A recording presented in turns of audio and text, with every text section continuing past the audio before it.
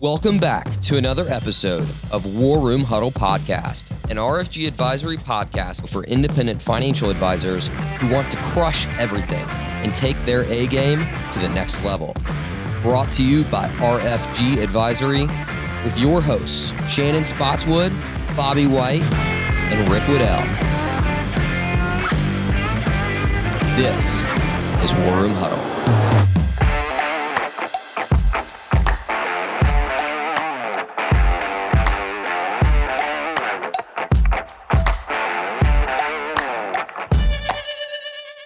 Welcome to War Room Huddle, where we empower independent financial advisors to be the CEO of their practice, not the COO. Today we are joined in studio by Dany Martin and Chase Crump of WFA in Shreveport, Louisiana. Welcome. Thank you for having us. We are so psyched you guys are here, and we're talking about one of the most important issues facing our industry, and that is succession planning. We all know the stats. Average age of a financial advisor is between 62 and 64 years old, and approximately 15%, that is 15% of them have a succession plan in place. This really is the proverbial can that keeps getting kicked down the road. I was at a Market Council Summit in December of 2019, and David Grau of FP Transitions sat on that stage and said, if you all think there is a blue wave coming, think again, because there is really a crisis facing our industry as I think advisors really struggle with how to wrap their brains around planning a succession. It's an incredibly emotional, it's wrought path to walk down. It calls into question not only your life's work, but your legacy. There are complex tax and financial and valuation factors at play. There is the need to have that next gen of talent in place to serve the clients and kind of continue the mission. I mean, there are so many variables that have to really be thought through in order to successfully execute a succession plan. And that's resulting in kind of not happening. Sure. It not happening. And you all actually are a success story. You're part of that 15% and have over the course of, not just the last 5 years that the succession plan itself was executed, but in the 5 years preceding that succession plan, been a part of formulating a strategy to really continue the mission and values of what was Williams Financial Advisors, that is now WFA.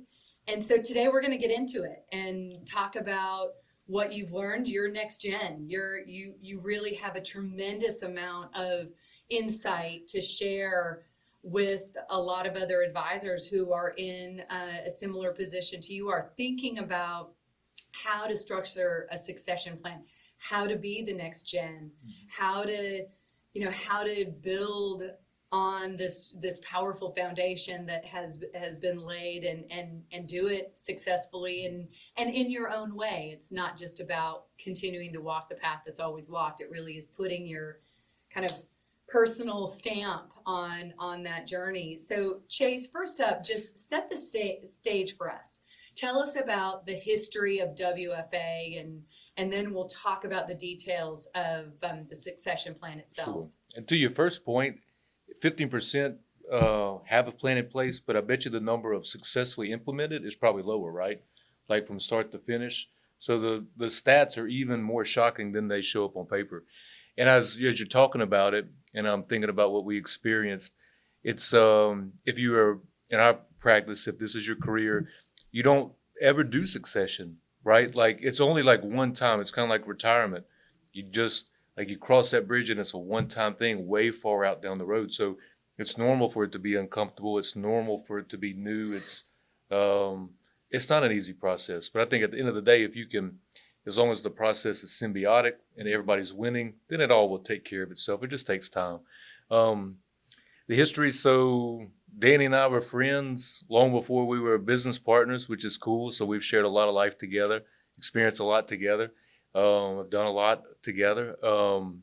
we got into the banking industry together. We're, very low on the totem pole, got our, cut our teeth in the banking system, learning the investment business. We were hired by Steve Carney, our third partner, into that system. We worked as a team in the Capital One banking system for 3.5, 4 years together. Steve was a top producer at that time, so he was an incredible mentor, gave us our shot to get into the industry. So we worked together for a while. I had a desire that the relationship should be deeper with the clients, right? Like I didn't understand, as I was working with clients, helping them invest money, I didn't understand why I wasn't doing financial planning with people. I didn't understand why they weren't coming in regularly. We were sitting down, reviewing their investments. They were talking to, about their dreams and their goals in life and really diving into that. And then, just through, being in the industry, I felt being with an independent practice was the best place to go after that, to have clients, serve clients, have a business. Saw an opportunity with Tommy at that point, so I left our team and joined them. Do you remember that? You remember that? Yeah. He showed up to my house and we had worked together, and he walked in the front door. We hadn't even discussed any type of leaving him. He walked in and he said, "I just got to talk to you." And I said, "You leaving the bank, aren't you?" He's like, "How'd you know?" I'm like, it was written all over your face. So it's just one of those little moments that you look back and. Yeah, you said you had saw like a missed call from Tommy. Yeah. And then knew that I'd been like kind of aloof out of the office trying to get that together.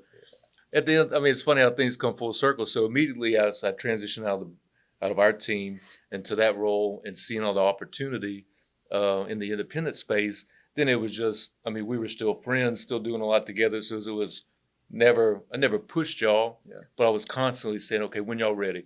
Like, y'all need to come join me. We got a great thing going. Tommy has built a great practice. He's got to retire at some point. And like, let's get the band back together. Let's get the team back together. Yeah.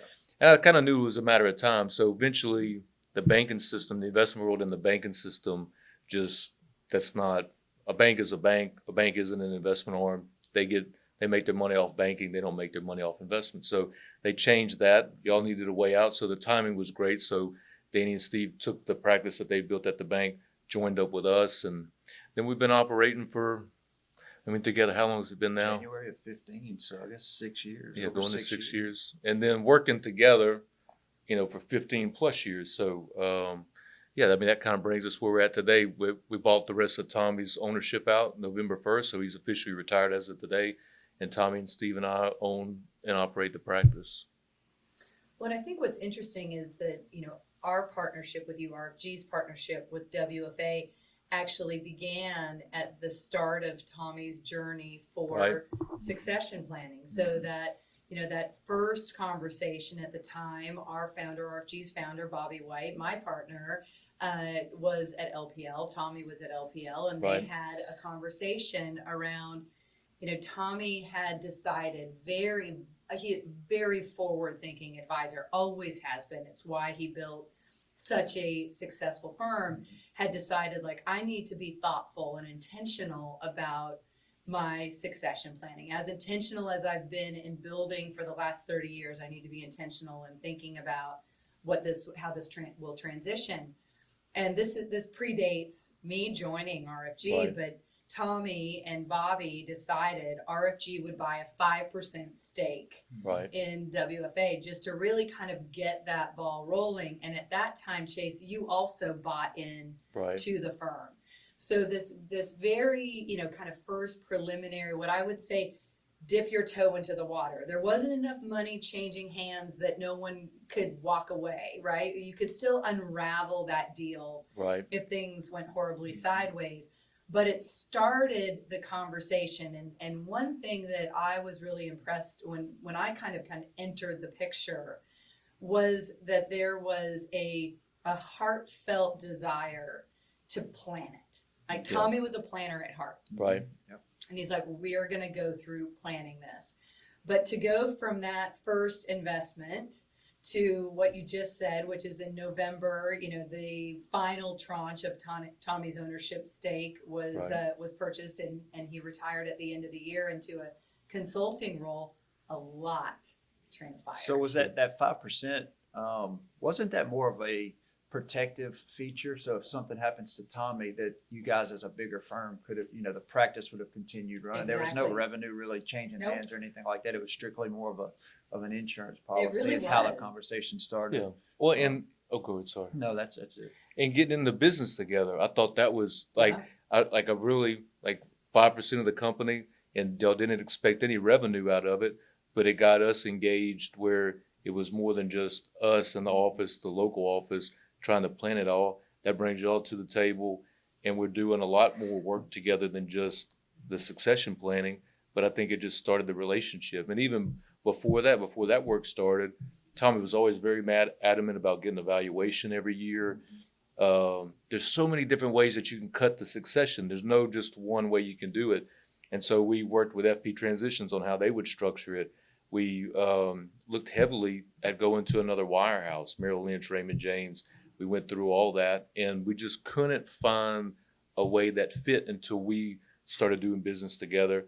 And y'all helped us see it another way, not doing a succession, not going through a succession, and not having that experience. It's like it's hard if you've never done it to do it. So to not know that there were other ways that we could do it or structure it just didn't really occur to us. So, right, when we partnered with RFG, got Tommy and Bobby together, it was really fairly simple. Yeah. The idea is not complicated, but just like you said, planning, taking small steps. I think if you can start early enough and just make it important that you're doing work around it, communicating it, and you're making small steps year after year, you look up and it's done, and it will fly by. But it's such an important piece. If you're in our practice, you have to plan for this.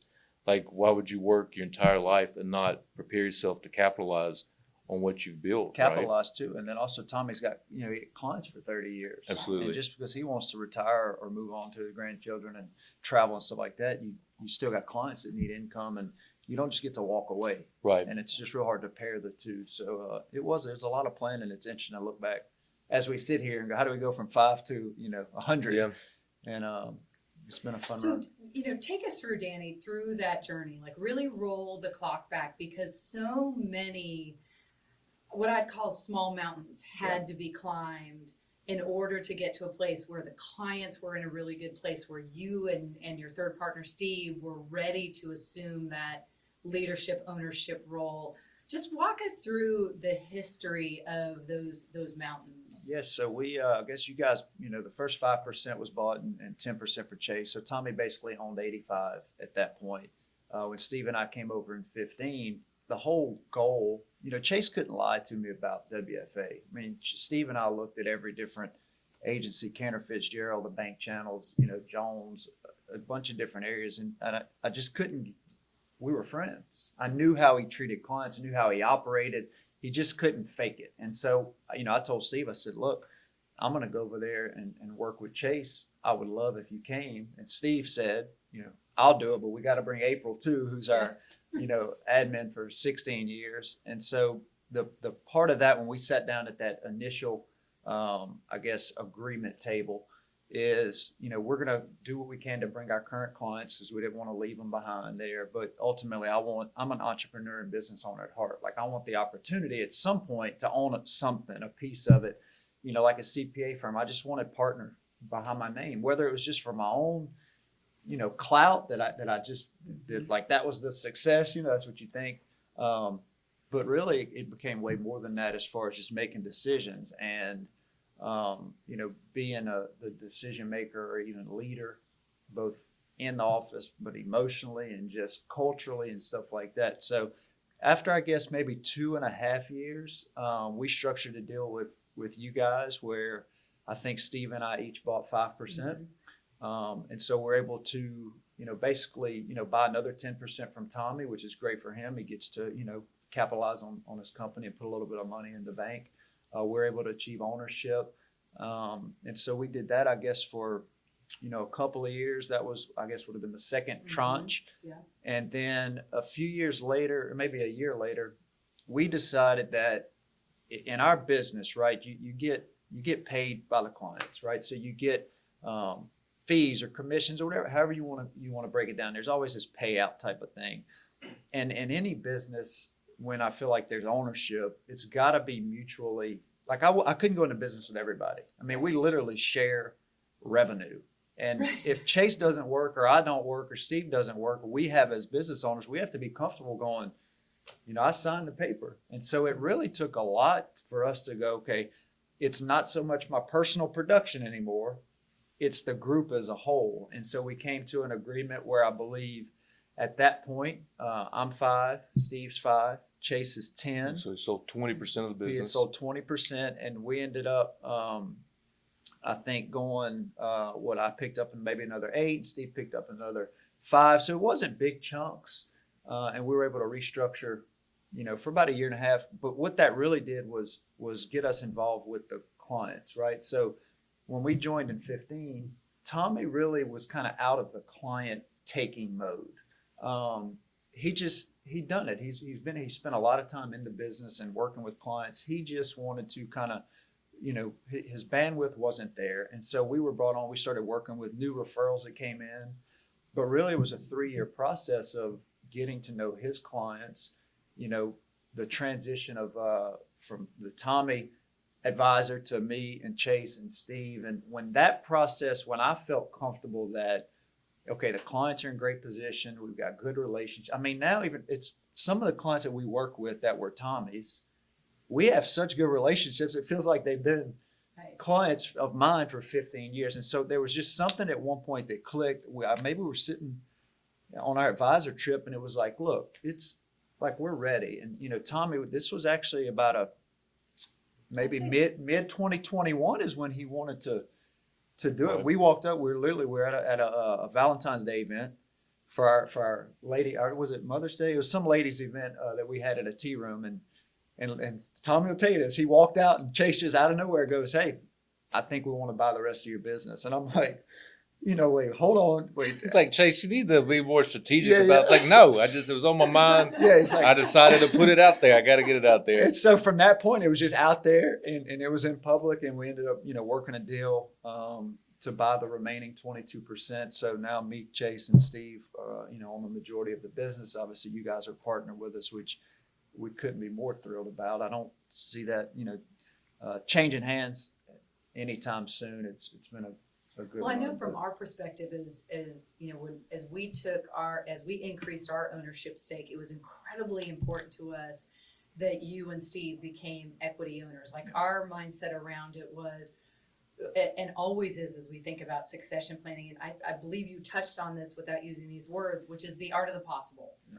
Like, these are businesses that are evolving and changing, and to have this notion that you're going to get out, and you're going to chisel these agreements in stone and everything is going to remain static is just a fallacy. Yeah, there's too many variables. There's too many variables. And so as you all became more comfortable with your ownership stake and assuming that leadership, RFG's ownership in WFA has increased all the way up to 51% and is now decreased all the way back down into a minority position. Right. And that was always the goal, was how can we help you navigate this path and help Tommy navigate this path where he can accomplish what he needs to accomplish in terms of the realization of the enterprise value of the firm that he founded. Right. And how can you all be in a position to be the majority owners and really in a position to build the firm to the next level and really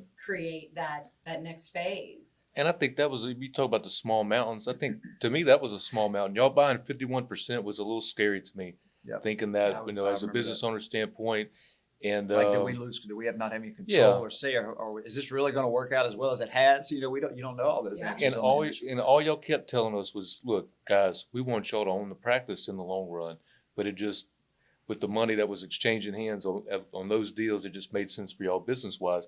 And y'all, there couldn't be anything further from the truth of what y'all have told us. So now we sit at a point from that point in time, 2 or 3 years later, and y'all have helped us do exactly what y'all have told us to do. And I think that's a good point when we were talking about buying out the tranches. It wasn't just us buying small pieces. Y'all provided the capital for the founder to take some chips off the table, where we didn't have the capital, the after-tax capital to do that. So I think that's an important piece in that too. Very important piece. think another small mountain, I was concerned about the clients transitioning. That couldn't have been easier. Yep. You know, because basically for 30 years they've been well taken care of. We were involved enough, whether it's the social events or whatever we were doing, to get in front of the clients, learn about our clients that we didn't work with directly, but eventually would. And I think it's all, for Tommy, in Tommy's case, I think a little bit of it was in his head, right? Like, all of our clients expected Tommy to retire at some point. So it was much less about him retiring and walking away and walk into retirement, do what he wants there, but making sure there was a well-laid game plan. He was always concerned about the clients, which is what you should be, but he was always, that was the main focus, is I can't walk away because I'm not sure they're going to be taken care of. And that's really just an intrinsic. I would feel the same way about, the clients I've got now. So it was, I agree with you. And it's they just wanted to know that there was a team there to keep supporting them, right? They trusted that Tommy was going to advise them into retirement, through retirement, into life, estate planning, beneficiary planning, and all that's still going to happen. If he would walk away and there isn't, like you said, there isn't a next generation to take over, then I could see how that would become problematic, right? But I think as we've now been working with his clients for 2 years now, I really think that's why it's been such an easy transition. And the staff too. So we've got Sharon and Debbie and Amanda and Nicole and April. Wonderful team. They've been there for so long that, there's many conversations that happen between clients and them that we don't ever even know about. And so it's interesting, they'll say is Sharon's still going to be there? Or, it's like, they don't care about who the advisor, but don't take my distribution away. So that's something that we didn't really overlook, but you don't realize how powerful that is until it happens. So that was a big, and he created that, and he brought them. We were sitting at lunch, and it's like, we could not recreate right now what we've got without spending an extraordinary amount of time and money to build what we were in the position to basically, take over. Right. And that's powerful. And it is. And what's interesting to think about is the succession plan itself, like just the execution of equity stakes changing hands and having that, very well articulated plan for transitioning client assets and just the, how the team is organized. That took 5 years. Yeah. Right.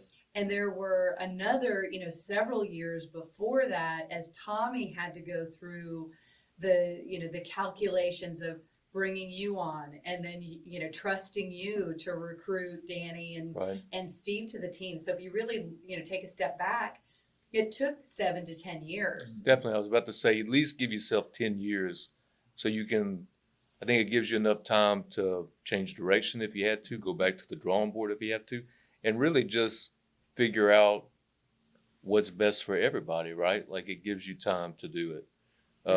And if you're second generation like us, like, you're young and you're just starting your career, you unlikely have the capital to do it, right? You're still building your own foundation. Right. So that a longer period of time gives it just, I think it increases the probability of it continuing to, like, you keep going further down the track, right? Mm-hmm. You keep making progress on it if you have time that you're just dedicated, that you're working on it. Mm-hmm. And I think, as the, my bird's eye view on this, there were a lot of things that Tommy did right. Mm-hmm. Like, one of them was obviously picking the next generation, seeing the talent in you and the alignment in terms of client focus and all of those things.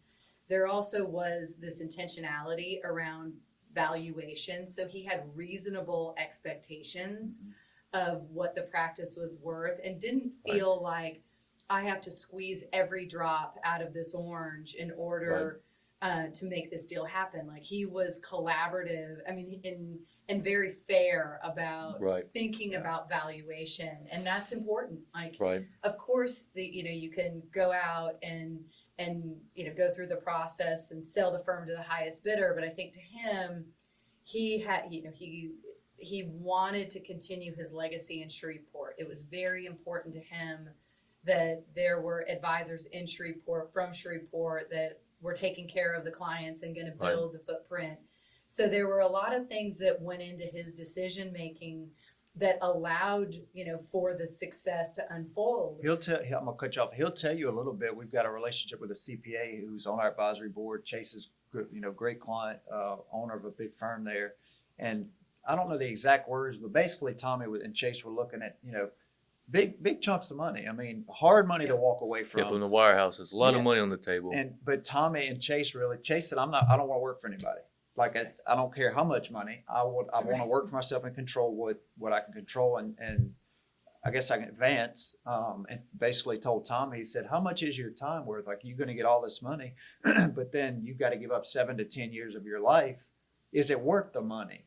And the answer to that was no. You get a bunch of money, but then you got to give 10 years. So him making that one small decision, leaving a bunch of money on the table to make sure that only, that his clients were taken care of, but he also had quality of life too, was one of the main ones that he made that most people would probably have a tough time making. Yeah. So anyway, I'm sorry to cut you off. No, there were, it wasn't all smooth sailing. This wasn't something where you just cruised into the sunset with a pina colada in your hand. I mean, there were some rocky days. Talk to us about, as a partnership, how you worked through those challenging times and were able to keep your kind of eye on the ball.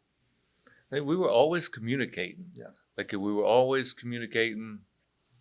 And I think it was, me, Danny, and Steve, we're the buyers, so we're working together. And I feel like we had a good understanding. And it was a math problem for us. Yeah. Right? I mean, here's what it's going to cost us to do this. Here's what we're going to, earn from the deal.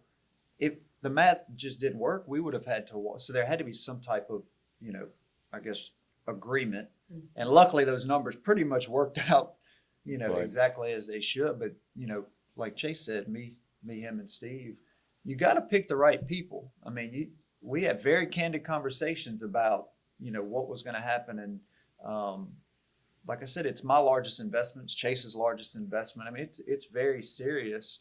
And to have those open conversations, but you got to think, you move into broker-dealer change, the Right. industry change, the fiduciary rule came into play. Yeah. I mean, there was a lot of moving parts. The technology, I mean, RFG basically said, let's hire Shannon and Rick and let's rechange our investment platform. And looking back, we would not be where we are without all those changes. But going through it, every year it seems like it's going to be the year with, 2020 was going to be the year with no changes and no hiccups. And there was none internally, but you see what happened. So, we were always making progress, I feel, as I was thinking through that. Like, we never got, if we ran into a situation like with Merrill or Raymond James where it just didn't look like the right fit and that structure just didn't look right, well, let's go back to the drawing board and keep moving down the line and keep moving. And like buying a small stake in ownership, I think that was so important, one, to take a seat at the table, to put some skin in the game, to start thinking of, as a business owner now, not just as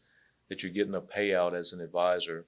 And then working every day in that mental state. If you're working in that for however long we've been working on it, 5, 6, 7 years, I think that helps a lot too. It helps that, okay, even if there was a disagreement on something or we didn't all see it eye to eye, we are all business owners. We're trying to make good business decisions together and make decisions that help everybody. So, I mean, thinking about like if I was worried that it would never happen, I was never worried that it wasn't going to happen. Yeah. Mm-hmm. Time was on our side though. Like I always knew that. I mean, we got plenty of time. I mean, we would sit in the conference room and we go to these conferences and we've been in business 15. Started in 2006, so it's 15 years. Chase about 15 years.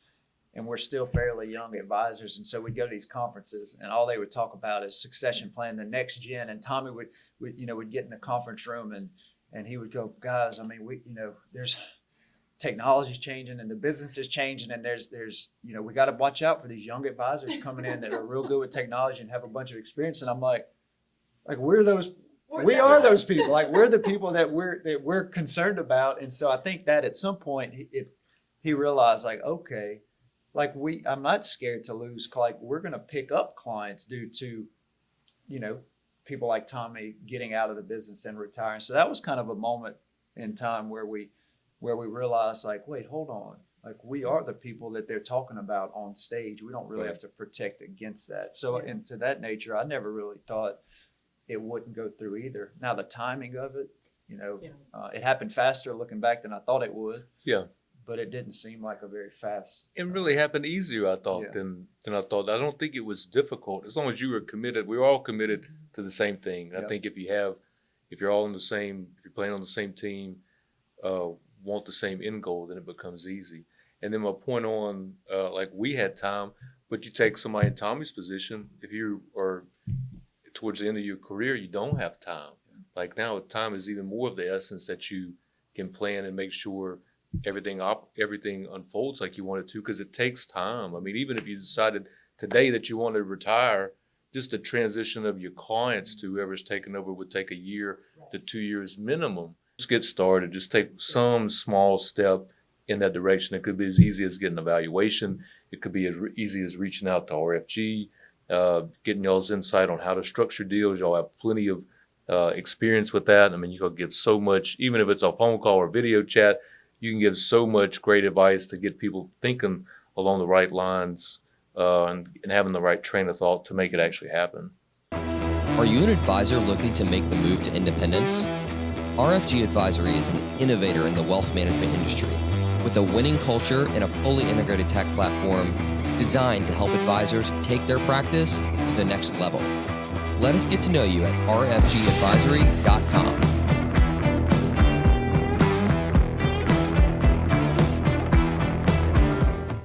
All right, so now you've gone through this process of a succession plan and you're really on the other side. So Tommy retired and you've taken over. He's now in a consulting role. How has the day-to-day of the firm changed now that the founder is no longer running the Monday meeting and a part of every decision? I think some things will always stay in place, right? Like the things that have built the business, have made the business what it is, the systems, the processes, the client service, like that'll never go away. I mean, that's like that's a hallmark of our business. So I think that's the part of the legacy that's staying.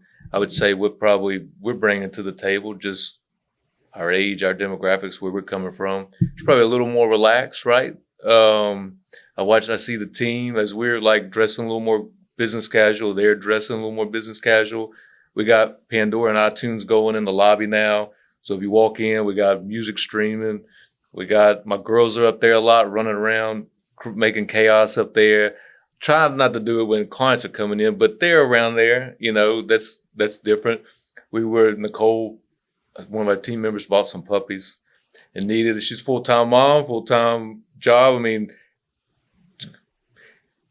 bring the puppies in. Yeah. You know what I'm saying? Like bring the We puppies in. need music and animals in our And just to see like the little breaks, I would I'd work for an hour and I would get up, go across the hall. I'm like, I need a puppy break. Where's the puppies? I had a call. Nicole thought I had a call one time, and she said, "Can you just hold the dog while you're on your call?" No problem. I'm like, okay, that's fine. So I'm on the call, and she walks in 10 minutes later. It's a Zoom call.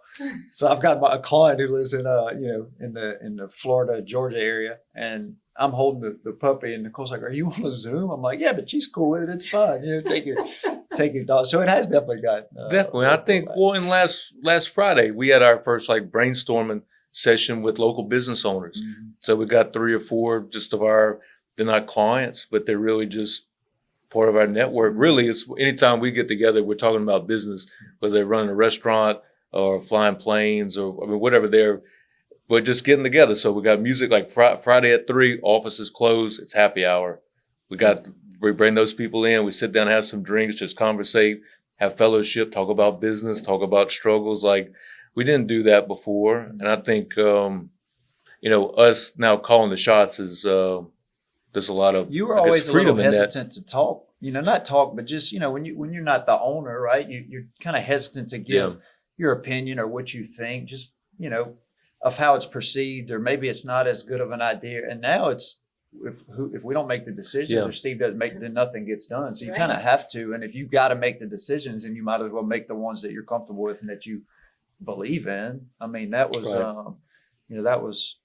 that was kind of uplifting. I do think, bringing more of, if I look at Tommy and I look at like my dad, maybe not your dad, but like he started the business at our age. Right. So like we've got 15 years of experience, and in a way we're starting a business at about the same time he did. Mm-hmm. We're just fortunate enough to have this base under us to focus on that base. So the fundamentals, of the office as far as, communication and the birthday cards and decline events and the videos, and like none of that's going to change. And the value alignment. Yeah, just of what the firm really brings. But if you look at Facebook or you go to, the tech office, I mean, there's playgrounds in their buildings, there's workout rooms, there's music playing. Like, it's just a different type. We want to bring more, not that it was bad, but we just culture, like happiness. We want people there all the time working and just enjoying what they do. Nicole sends me a picture of her in the carpool line with her Surface Pro. Coronavirus, COVID is really kind of shaking up the office. We go through March and we decide, we got to shut down for a little bit. Let's go remote, as everybody did. Mm-hmm. And we literally, within about 2 days, had Surface Pros. We went to a one staff for 4 hours, per day. So 8 to 12, like 12 schedule. to 4. We've kind of stuck with that. I mean, and you look up and it's interesting now, will be at the office. I'm like, well, what's everybody doing here? And they got work to do. So people have started to just work when work needs to be done and not just for work's sake. And so I think that's allowed them, at least from my viewpoint, the team is a lot happier. The communication between them, because you have to, if you're not all sitting in the same room, you have to communicate.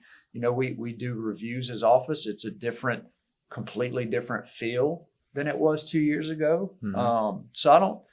It's just a more casual, mission focused, vision focused, like just everybody's on the same ship going this way. Mm-hmm. And it's not necessarily all just where's the next client and, where's the next client and where's the next client. And that just kind of feeds on itself. Mm-hmm. Agree. I think you guys were really intentional about carving out time for offsites, really thinking about your rebranding, to go from Williams Financial Advisors is very well recognized in Shreveport, and to say, okay, how does this get modernized? How do we kind of take ownership of the branding, going to WFA, the new Tree of Life as your visual logo, the Plan, Invest, Inspire.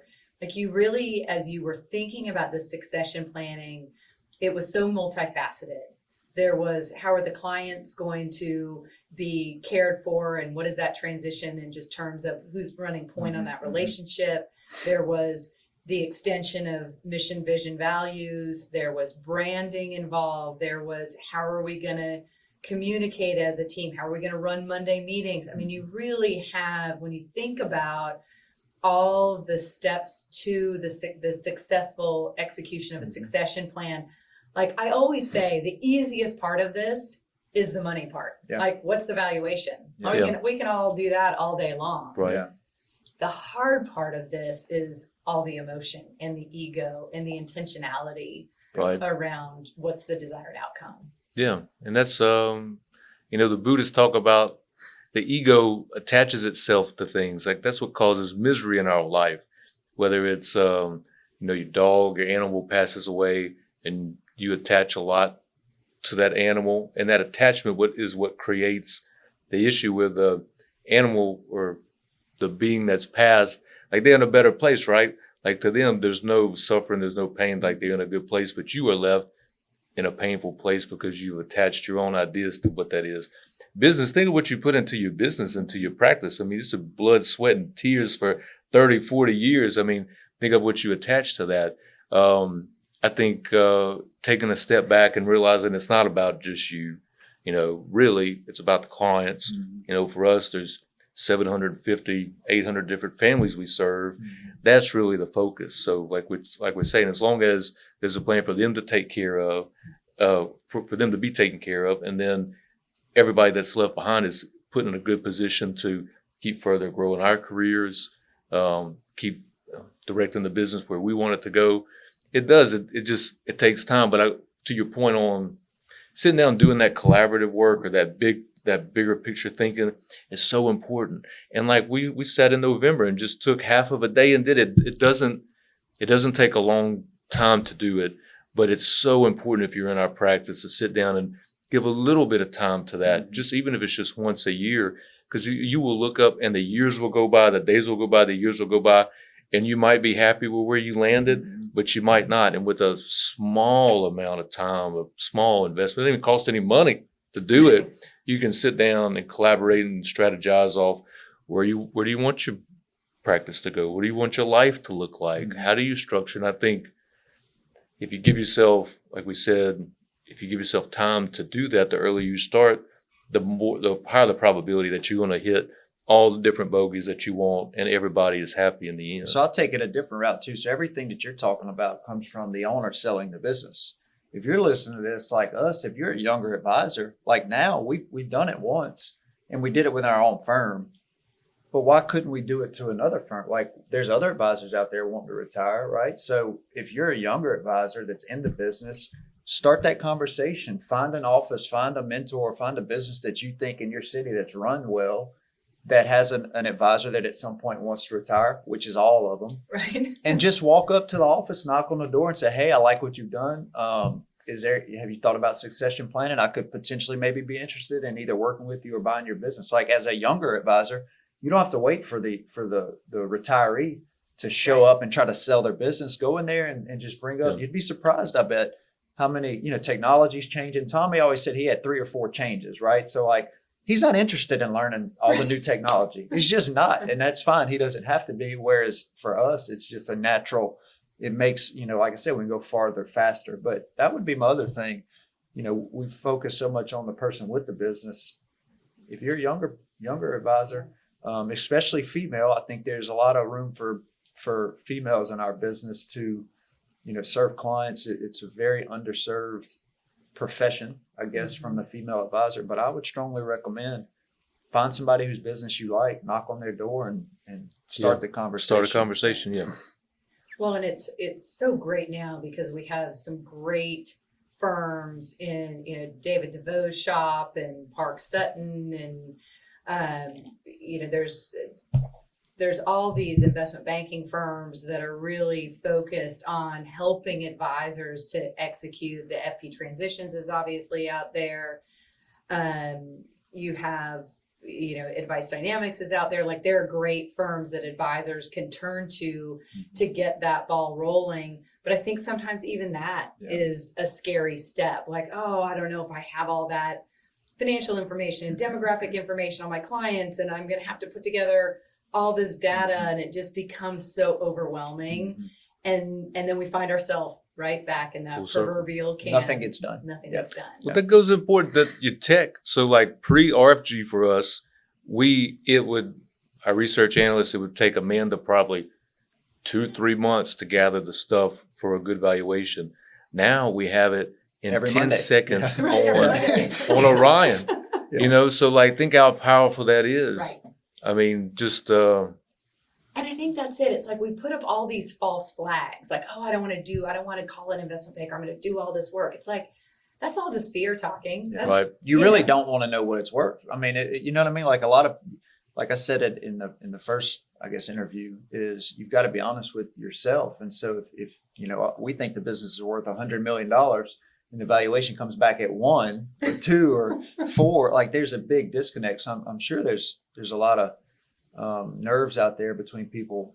Actually, when they get to the point and that valuation number pops up, then that's just a starting point. And you really maybe you don't want to know what that is if you really ask yourself deep down. And so I bet that stops a lot of people from doing it. for you making a good point, I think of my own experience, the valuation was, and we're doing it every year, even before so I think we get like 4 or 5 years of valuations talking about it before we work with y'all into that like middle of that decade period.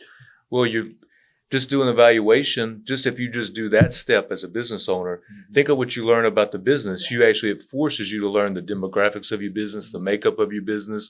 It teaches you what's valuable, what would make your business more valuable in the long run. And you can take all that data and start applying it in good ways to help your clients, to help your business, to build value. I mean, and that's as easy as making a call to FP Transitions and letting them do the work, right? And if you got some sort of tech, or if you're with RFG, of course, it's very easy. Or if you got Orion, everything in Orion, you can pull out that data and know what your business is worth. And that's an important piece of it. Yeah, well, and it is reaching crisis level. And, some advisors would say it kind of doesn't matter because we're going to win the business anyways. Right. Like these advisors who aren't proactively looking at succession, those assets are transferring and the next gen advisors are positioned to be the beneficiary. Why would we buy it when we're going to get it anyway? Exactly. Yeah. And so to your point, Chase, as you're thinking about this succession planning, it is really important to understand what is the value of the business, and not just the dollar monetary value, Right. but the composition of clients and the attribution of revenue, sources of revenue, and the growth and the age and just what is the value being delivered? Are we doing comprehensive planning? How are we thinking about the service model? So we're at such an interesting time in terms of the age of advisors and this generational wealth transfer and the convergence of those two things. Right. Yeah. It's a fun time. It's a great time. Anything else that you would offer up advice wise for advisors in your position wanting to execute a succession plan? I just think there's a lot of change happening, right? So you just got to be, there's certain steps of change, which I wrote this down this morning, just listening to it while I was, getting ready to come here. You've really just got to be aware of what's going on out in the community, right? So you've got to really understand, like, how do I feel? Like, what's going on with me? And then what's going on around me? Like, the industry's changing. Maybe I have a family, or I don't have a family, or my family's now in college, so I've got more time to work on my business, right? So you just be aware of what's going on. Pay attention, to the details of the basics. Like, once you're aware of the changing in the industry, then you got to pay attention, and always underline pay, right? Like, it costs you something. Like, it costs us a lot of time and a lot of energy and a lot of effort to put all this stuff together. But when things are changing, if you're aware and you pay attention to what's going on, then you got attitude, right? So the same thing I said, success is going to be built off of the things that you put into it. You don't just wake up one day and go, well, that was it just happened. I'm a success. Yeah. And so success, as Winston Churchill says, success is going from failure to failure without losing enthusiasm. And so you're going to get knocked down, you're going to get knocked down, you're going to get knocked down. But when things are changing, think of the broker-dealer change, or trade tickets. We thought that was going to be the end of our business. Well, then here we go with no trade fee investments, right? It was literally a non-event, and we spent so much time. Avoidance. So in business and in life, stay away from the things that aren't good. Like, don't spend your time on non-profitable activities, right? So if the house is burned down, you don't want to just sit in the house and say, I wonder how long I can sit here. Like, just get out of it, and then add something to it. So if you're going to take something away and you're going to avoid the danger, you've got to add something back, either a new habit, or reading a book, a new employee, a new, whatever it is, meditation, music, something like that. Accountability, that's really the number one thing. Tell somebody, get it out there, hold yourself accountable, but then also have other people that can hold you accountable. And then last, which is interesting enough, a house habit, is to applause, right? So you got awards, RFG, good job, good job on the video, good job on the business. Thank you for have someone there, whether it's your spouse or some type of business partner, to just cheer for you. And frankly, if nobody's cheering for you because they don't really know, then cheer for yourself. But, as you're going through these changes, you've just got to understand that there's a huge opportunity out there on the buyer side and the seller side, and it's beneficial to both people, but you really just have to get started. So, that would be my recommendation, is just to understand the opportunity on both sides and try to take advantage of it. Yeah, and I'm a big fan of small steps. Just keep taking small steps. And it's amazing over a period of 10-year period, what that'll add up to if you're always making progress. So it doesn't have to be large. Just take a small step. Don't be afraid to do that. It's never too early to start, right? Like, you can start well before 10 years. We've talked about how are we going to get, we just bought the business. We're like, how are we going to load? That's 20 years, but we have that discussion. So start. It's a part of, it affects decisions that we make today, right? So, that's why it's important to do that. And I would say reach out, right? Like, if you've never done it before, if you don't have any experience with it, don't think you got to learn everything about it. There's plenty of professionals that do it all the time. Or to me, if I'm from the outside looking in, that's a benefit of teaming up with somebody like RFG. if I can transition my business itself to a better place and then get help with all the stuff that has nothing to do with my business and collaboration and thought leadership and all that, reach out, get ideas, brainstorm. There's a lot of, you might just be, if you think you can't make the succession happen, I promise you there's another way to make it work. It's just probably one that you're not seeing. But as you collaborate, get other people involved, get other opinions, perspectives involved, sometimes that stuff opens up. I feel like that's what happened with us. Yeah, we came to the I guess that initial with Rick, and we were like, we got an idea. What if we cut our personal pay and we just do it like as a team? And Rick's like, I mean, that would be like exactly what we would want, but nobody ever, like, who's willing to do that? We're like, we are, but that wasn't the journey we started on. Yeah. We were trying to figure out what payout would be comparable and how are we going to, and it was very simply, no, put everything in a pot, Right. take the percentage and work together as a team. And anyway, so even that changed halfway through It did. Yeah. it just Yeah, seems so and that's simple now, but such a big part of it. You've got to have that flexibility. yeah. As you're thinking about, you can't be rigid in these decision making. Oh, yeah. It really is like the art of the possible. Yep. Open lines of Definitely. communication, keep the flexibility as you're thinking about structuring a deal, as you're thinking about all the moving pieces, and it's not Yeah. going to be perfect. And Right. and what you start on day one is not going to be what you end with. True. Right. It's true. It's too complex. It's too complex. Which just leads to why the more time that you can give yourself to work on it, the better. The more you can get other professionals involved to make sure you do it right the first time, the better. I mean, it just, and it's important, right? Again, if you put your life into something, take as much care as you've taken for the last 20, 30, 40 years, put a little bit of time into that part of it. It's a big piece of the whole thing, right? Yeah. Making sure that's a success for everybody involved. To kind of quote Tommy to end it, I guess, is, it's got to be mutual. Just remember, it's a buyer and a seller. It's got to be mutual for everybody. And as he says, if it's not symbiotic and everybody doesn't benefit, then it's doomed to be just temporary, right? So it's going to fail. So just keep that in mind. that was one of his best and Yeah. most frequent. He's like, if it doesn't work for everybody, it's going to fail. And that is 100% the truth. And, We're all winning or we're all losing. Yeah. On that note, I think that's a mic drop. This was fun. This was Yeah. fun. Thank you, Thanks Shannon. for being here. Thank y'all. Thank you for tuning in to War Room Huddle. War Room Huddle is a production of RFG Advisory, a leading innovator in the wealth management industry. To learn more about RFG Advisory, head on over to rfgadvisory.com and subscribe wherever you listen to this podcast. We look forward to seeing you on the next episode of War Room Huddle.